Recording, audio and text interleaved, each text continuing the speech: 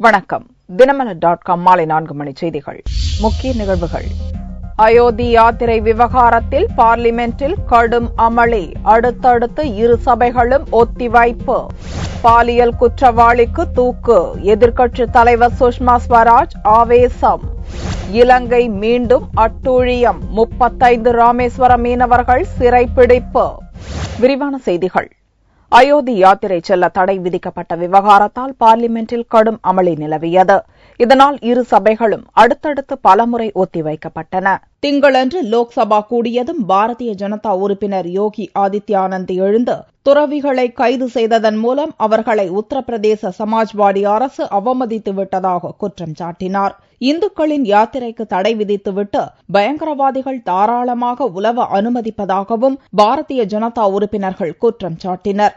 உச்சநீதிமன்ற தீர்ப்பின் அடிப்படையிலேயே யாத்திரைக்கு தடை விதித்ததாகவும் துறவிகளை உத்தரப்பிரதேச அரசு காயப்படுத்தவில்லை என்றும் சமாஜ்வாடி கட்சித் தலைவர் முலாயம் சிங் யாதவ் கூறினார். அவரை பேசவிடாமல் பாரதிய ஜனதா உறுப்பினர்கள் கோஷமிட்டதால் சமாஜ்வாடி உறுப்பினர்கள் சபையின் மையப் பகுதியை முற்றுகையிட்டனர்.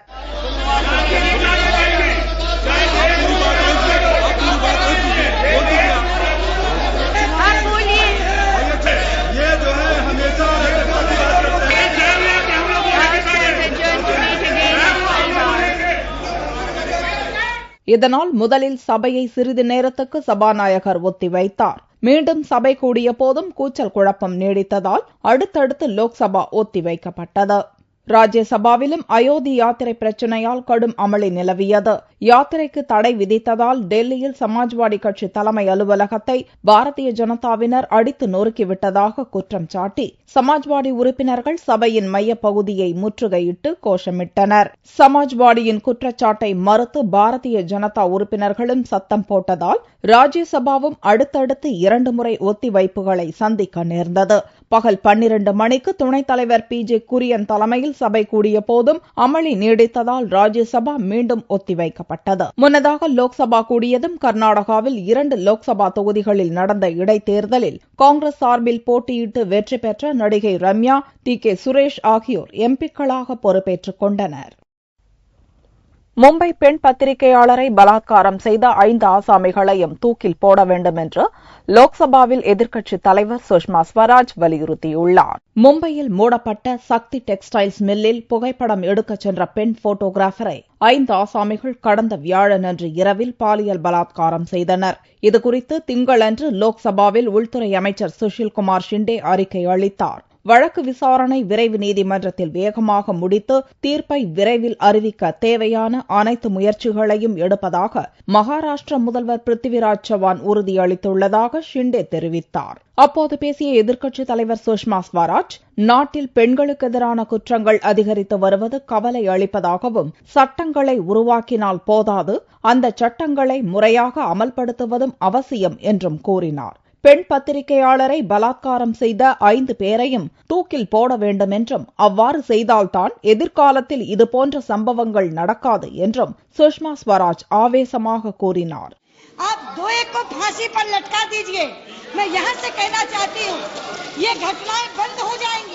பெண் பத்திரிகையாளரை பலாத்காரம் செய்த 5 ஆசாமிகளையும் 3 நாளில் மும்பை போலீசார் கைது செய்தனர்.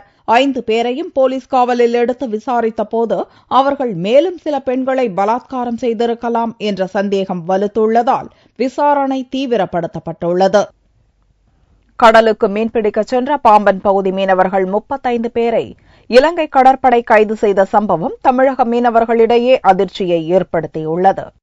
ராமநாதபுரம் மாவட்டம் பாம்பன் பகுதியிலிருந்து மீன்பிடி அனுமதி டோக்கன் பெற்றுக்கொண்டு மீனவர்கள் விசைப்படகுகளில் கடலுக்கு மீன்பிடிக்க சென்றனர். திங்கட்கிழமையன்று அதிகாலை கச்சத்தீவுக்கும் தலைமன்னாருக்கும் இடையில் மீனவர்கள் 35 பேர் மீன்பிடித்துக் கொண்டிருந்தனர். அப்போது அங்கு ரோந்து பணியில் இருந்த இலங்கை கடற்படையினர் மீனவர்களை சுற்றி வளைத்து கைது செய்தனர். கைது செய்யப்பட்ட 35 மீனவர்களும் தலைமன்னார் கடற்படை முகாமிற்கு கொண்டு செல்லப்பட்டனர். கடந்த ஜூன் மாதம் கைதான 41 மீனவர்களும் இதுவரை விடுவிக்கப்படாத நிலையில் இலங்கை கடற்படை மீண்டும் திங்கட்கிழமையன்று 35 மீனவர்களை கைது செய்தது மீனவர்கள் மத்தியில் கொந்தளிப்பை ஏற்படுத்தியுள்ளது.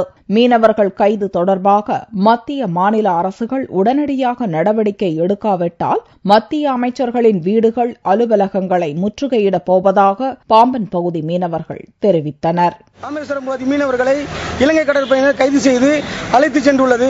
ஏற்கனவே 27 மீனவர்களை பல ஆண்டுகளாக சிறையில் அடைத்திருக்கிறது. அவர்கள் குடும்பம் நடுத்தெருவில் நின்று அவதிப்பட்டுக் கொண்டிருக்கின்றது. இதை தொடர்ச்சியாக இந்த இலங்கை செய்யக்கூடிய இந்த அட்டூழியத்தை மத்திய அரசும் மாநில அரசும் வேடிக்கை பார்த்துக் கொண்டிருக்கின்றது. இந்த பிரச்சனை உடனடியாக தடுத்து நிறுத்தப்பட வேண்டும். ராமேஸ்வரம் பகுதியிலே மீனவர்கள் சுதந்திரமாக மீன்பிடிக்க வேண்டிய ஒரு நிலையை மத்திய அரசு ஏற்படுத்த வேண்டும். தொடரும் இலங்கை கடற்படையினரின் அட்டூழியத்தால் தமிழக, புதுச்சேரி மீனவர்கள் பதற்றமடைந்துள்ளனர். பாமக எம்எல்ஏ குரு மீதான தேசிய பாதுகாப்பு சட்டத்தை ரத்து செய்ததை எதிர்த்து சென்னை உயர்நீதிமன்றத்தில் தமிழக அரசு அவசர மனு தாக்கல் செய்துள்ளது. பாமக எம்எல்ஏவும் வன்னியர் சங்க தலைவருமான குருவை கடந்த 10ஆம் தேதி தேசிய பாதுகாப்பு சட்டத்தின் கீழ் தமிழக அரசு கைது செய்தது. ஆனால் மத்திய உள்துறை அமைச்சகம் குருவை அச்சட்டத்திலிருந்து விடுவித்தது. தொடர்ந்து காஞ்சிபுரம் மாவட்ட கலெக்டரின் உத்தரவின் பேரில் மீண்டும் ஜூலை 3ஆம் தேதி 2வது முறையாக குரு தேசிய பாதுகாப்பு சட்டத்தில் கைது செய்யப்பட்டார். 2வது முறையும் மத்திய உள்துறை அமைச்சகம் ஆகஸ்ட் 22ஆம் தேதி குருவின் மீதான தேசிய பாதுகாப்பு சட்டத்தை ரத்து செய்து உத்தரவிட்டது. உடனடியாக 3வது முறையாக ஆகஸ்ட் 23ஆம் தேதி குரு மீது தேசிய பாதுகாப்பு சட்டம் பாய்ந்தது. இந்நிலையில் காஞ்சிபுரம் மாவட்ட கலெக்டரின் சார்பில் குருவின் மீதான தேசிய பாதுகாப்பு சட்டத்தை சரியாக விசாரணை செய்யாமல் மத்திய உள்துறை அமைச்சகம் ரத்து செய்ததாகவும், உடனடியாக மத்திய உள்துறை அமைச்சகத்தின் உத்தரவுக்கு தடை விதிக்க வேண்டும் என்றும் திங்களன்று சென்னை உயர்நீதிமன்றத்தில் வழக்கு தொடரப்பட்டது. இவ்வழக்கை அவசர வழக்காக விசாரிக்கவும் மனுவில் கோரப்பட்டுள்ளது. சேது சமுத்திர திட்டத்திற்கு உச்சநீதிமன்றம் தடை விதிக்க வேண்டும் என்று சேது சமுத்திர கப்பல் கால்வாய் எதிர்ப்பு இயக்கத்தினர் கோரிக்கை விடுத்துள்ளனர். சேது சமுத்திர கப்பல் கால்வாய் திட்ட பணிகளுக்கு தடை விதித்து கடந்த 2007 செப்டம்பர் மாதம் உத்தரவிட்ட உச்சநீதிமன்றம் மாற்று வழியில் சேது திட்டம் நிறைவேற்ற ஆராயுமாறு மத்திய அரசை பணித்தது. மத்திய சுற்றுச்சூழல் நிபுணர் R.K. பச்சோரி தலைமையில் ஒரு குழு அமைத்தது. அக்குழு ஆய்வு செய்து தாக்கல் செய்த அறிக்கையில் மாற்று வழியில் சேது திட்டம் செயல்படுத்தினால் சுற்றுச்சூழலுக்கு பெரும் பாதிப்பும் ஏற்படும் என்று கூறியது. இவ்வழக்கில் வரும் செப்டம்பர் மாதம் 4ஆம் தேதி விசாரணை நடக்கிறது. இந்நிலையில் நல்ல தீர்ப்பை வழங்க வேண்டும் என்று கடலோர செயல்பாட்டு கூட்டமைப்பு வலியுறுத்தியுள்ளது. உச்சநீதிமன்றத்தில் நாங்கள் தாழ்மையாக கேட்டுக்கொள்வது என்னன்னா, இந்த முறையாவது புவியியல், சுற்றுச்சூழல் மற்றும் டிரெட்ஜிங், கடலை ஆழப்படுத்துவது, இவ்வாறு பல்வேறு கருத்துக்களையும் கணக்கில் கொண்டு இந்த திட்டம் சாத்தியமற்ற ஒன்று என்பது அரசுக்கும் தெரியும், எல்லா விஞ்ஞானிகளுக்கும் தெரியும். இந்த அறிக்கையின் மீதான முடிவை உடனடியாக எடுத்து இது மக்களுடைய வாழ்வாதாரம் பாதிப்பதனால் உடனடியாக ஒரு தீர்வு கொடுக்க வேண்டும் என்று கேட்டுக்கொள்கிறோம். இக்கருத்தை வலியுறுத்தி கடலோர கிராம மக்களிடம் கையெழுத்து பிரச்சாரம் நடத்தப்படும் என்றும் இவ்வமைப்பினர் தெரிவித்தனர். தென் மாவட்டங்களில் நடக்கும் தாது மணல் கொள்ளை குறித்து உயர்நீதிமன்ற நீதிபதி தலைமையில் விசாரணை கமிஷன் அமைக்க வேண்டும் என்று இந்திய கம்யூனிஸ்ட் மூத்த தலைவர் நல்லக்கண்ணு வலியுறுத்தியுள்ளார். நெல்லை, தூத்துக்குடி, குமரி மாவட்டங்களில் தாது மணல் எடுப்பதை முற்றிலும் தடை செய்ய வலியுறுத்தி இந்திய கம்யூனிஸ்ட் சார்பில் நெல்லையில் ஆர்ப்பாட்டம் நடந்தது. கட்சியின் மூத்த தலைவர் நல்லக்கண்ணு தலைமையில் நடந்த ஆர்ப்பாட்டத்தில் தாது மணல் கொள்ளையில் ஈடுபட்டவர்கள் மீது நடவடிக்கை எடுக்க வலியுறுத்தி கோஷங்கள் எழுப்பப்பட்டன.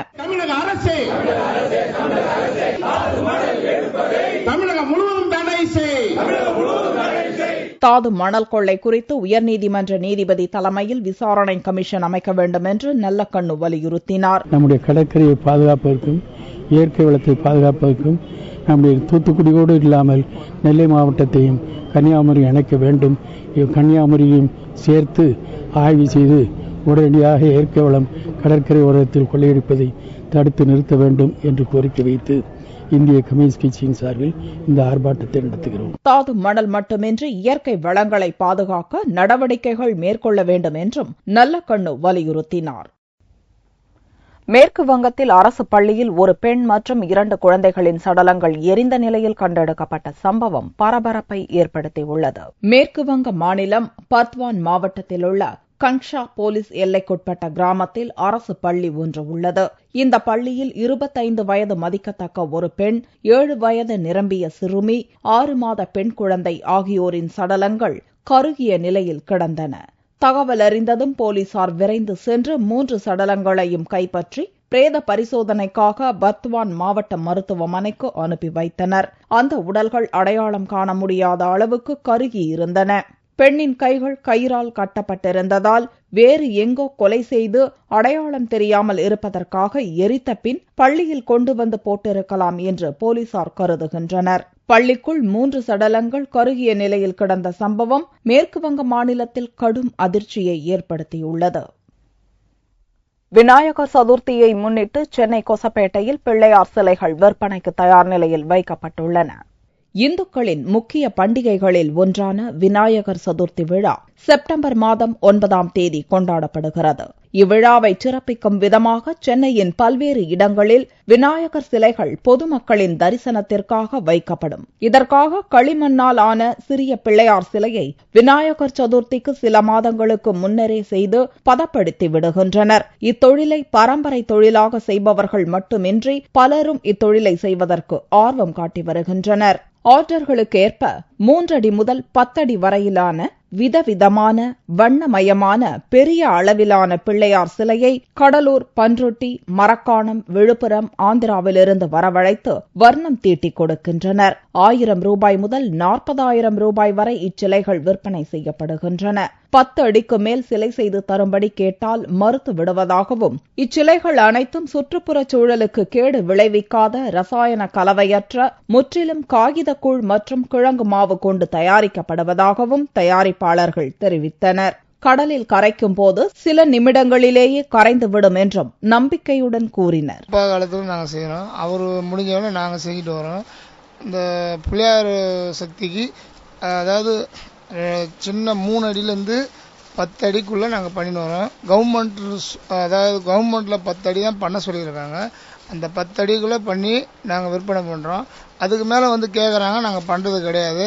கோர்ட் உத்தரவு என்னன்னா, கூழ் பானையில் பண்ணுறது, கூழ் அந்த கிழங்கு மாவில் பண்ணி, சாப்பிட்ற கிழங்கு மாவில் பண்ணி, அது போட்ட கடலில் போட்ட 10 செகண்ட்லேயே வந்து ஊறக்கூடிய பொருளாக நாங்கள் ரெடி பண்ணி அந்த சிலைகள் செஞ்சு வருகிறோம். கடந்த ஆண்டை விட நடப்பாண்டு சிலைகள் விலை அதிகரித்துள்ளதாகவும், மூலப்பொருட்களின் விலை உயர்வு, வண்டி வாடகை அதிகரிப்பு, பெட்ரோல் டீசல் விலை உயர்வே காரணம் என்று சிலை விற்பனையாளர்கள் தெரிவித்தனர். தங்கத்தின் விலை திங்கட்கிழமை அன்று சவரனுக்கு 40 ரூபாய் குறைந்திருந்தது. ஒரு சவரன் தங்கம் 24,344 ரூபாய்க்கு விற்கப்பட்டது. 1 கிராம் தங்கம் 3,043 ரூபாய்க்கு விற்பனையானது. தங்கம் விலை சற்று குறைந்திருந்தாலும் வெள்ளியின் விலை தொடர்ந்து அதிகரித்து வருகிறது. வெள்ளியின் விலை கிராமுக்கு 1 ரூபாய் 40 காசுகள் அதிகரித்து 1 கிராம் 60 ரூபாய்க்கு விற்பனை செய்யப்பட்டது. பார் வெள்ளியின் விலை 55,655 ரூபாயாக இருந்தது. ரஷ்யாவில் கலினின் அணுமின் நிலையம் அருகே உள்ள ஏரியில் மீன்பிடி திருவிழா கோலாகலமாக நடந்தது. ரஷ்ய தலைநகர் மாஸ்கோவில் இருந்து 250 கிலோமீட்டர் தூரத்தில் உடோல்மியா நகருக்கு அருகில் அமைந்துள்ளது கலினின் அணுமின் நிலையம். 1000 மெகாவாட் உற்பத்தி திறன் கொண்ட 4 அணு உலைகள் இங்குள்ளன. 1985இல் இங்கு முதல் அணு உலை செயல்பட துவங்கியது. படிப்படியாக 1987, 2005, 2012 என 4 அணு உலைகள் இங்கு நிறுவப்பட்டு தற்போது உற்பத்தி நடந்து வருகிறது. இவை ரோசடோம் என்ற ரஷ்ய நிறுவனத்தின் கண்காணிப்பில் இயங்குகின்றன. இந்த 4 அணு உலைகளும் VVER என்ற முறையிலான அணு உலை வெப்பத்தினால் நீரை சூடாக்கி அதன் மூலம் டர்பனை சுழலச் செய்து மின்சாரம் தயாரிக்கப்படுகிறது. டர்பனை இயக்க பயன்படும் தண்ணீர் அதன் பின்னர் வெளியேற்றப்பட்டு உடோல்மியாவில் உள்ள 2 ஏரிகளில் விடப்படுகின்றன. இதில் பயன்படுத்தப்படும் தண்ணீர் கடலில் இருந்து எடுக்கப்பட்டு மீண்டும் கடலில் விடப்படுகிறது. இந்த அணு உலையில் திட்ட அளவை முழுமையாக எட்டி மின்சாரம் உற்பத்தி செய்யப்படுகிறது. 4 அணு உலைகளில் இருந்தும் வெளியாகும் வெப்பநீர் உடோல்மியா ஏரியில் விடப்படுகிறது. வழக்கமாக அந்த குளத்தின் வெப்பநிலை 25 டிகிரி செல்சியஸாக உள்ளது. அணுமின் நிலையத்தின் சுழற்சிக்கு பின்னர் வெளியாகும் நீரின் வெப்பம் 35 டிகிரியாக உயர்ந்த பின்னரும் கூட மீன்களுக்கு எந்த பாதிப்பும் இல்லை. இதை உணர்த்துவதற்காக இங்கு ஆண்டுதோறும் மீன்பிடி திருவிழா நடத்தப்படுகிறது. நடத்தப்படுகிறது. இந்த திருவிழாவில் ரஷ்யாவின் பல்வேறு பகுதிகளில் இருந்தும் மீன்பிடி ஆர்வலர்கள் பங்கேற்றனர். அவர்கள் பிடித்த மீன்களை பொதுமக்களும் பார்வையாளர்களும் பார்த்தனர். அந்த மீன்களில் கதிரியக்க பாதிப்பு எதுவும் இல்லை என்பதையும் அங்கேயே நிரூபித்தனர். ஒரு ஏரியில் இயற்கையாக மீன்கள் வளர்கின்றன, மற்றொரு ஏரியில் செயற்கையாக கூண்டு கட்டி அதில் பல வகை மீன்கள் வளர்க்கப்படுகின்றன. இது குறித்து தகவல் மைய பொறுப்பாளர் மிக்கைல் கூறுகையில், ஒரு ஏரியையே சூடாக்க முடியாத நிலையில் கடலை சூடாக்க முடியுமா என்று கேள்வி எழுப்பினார். Fish has no way to escape from here, but it stays here. So while in the ocean the situation will be better because you cannot overheat the ocean. It is too large as a heat sink. Fish used to live at the temperatures, even freezing temperatures, and while the maximum temperature which is allowed 25 degrees centigrade, which is allowed by the ecologists. I am comparing the lake with the ocean on purpose, so that the heat sink is much more complicated than in Kudam Kulam. Well, again, you cannot overheat the ocean. அங்கு பிடித்த மீன்களை அங்கேயே பொரித்தும் மீன் soup வைத்தும் பார்வையாளர்களுக்கு வழங்கினர். கூடங்குளத்திலும் இதே வகையிலான அணு உலைகளே அமைக்கப்பட்டுள்ளன என்பது குறிப்பிடத்தக்கது. மீண்டும் செய்திகள் இந்திய நேரப்படி இரவு 8 மணிக்கு. வணக்கம்.